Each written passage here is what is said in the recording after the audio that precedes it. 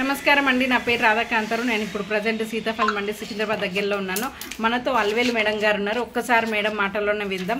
నమస్కారం అల్వేలు మేడం. నమస్తే మేడం, నా పేరు అలివేలు. నేను సికింద్రాబాద్ నుంచి మాట్లాడుతున్నాను.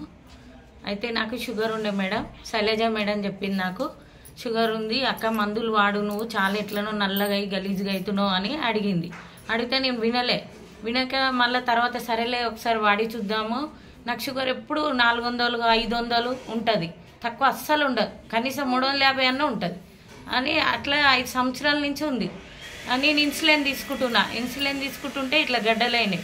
ఆ గడ్డలు కూడా నేను మందులు తెచ్చుకున్నా. శైలజ మేడం చెప్పింది మందులు తెచ్చుకున్న తర్వాత నా మందులు వాడినా, శైలజ మేడం చెప్పిన మందులు వాడిన తర్వాత ఏమైందంటే ఇంకా షుగరు 20 రోజుల తర్వాత నాకు మొత్తం చల్ల చెమటలు వచ్చి పడిపోయినట్టు అయిపోయినా.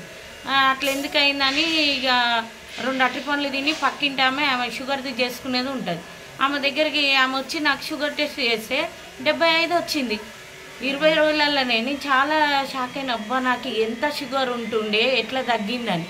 అందులో మళ్ళీ నాకు శరీరం అంతా ముడతలు, నల్లగా ఇట్లా గడ్డలన్నీ పోయినాయి, శరీరం ముడతలు పోయినాయి, నా ముఖమో ఒకలాగుంటుండే.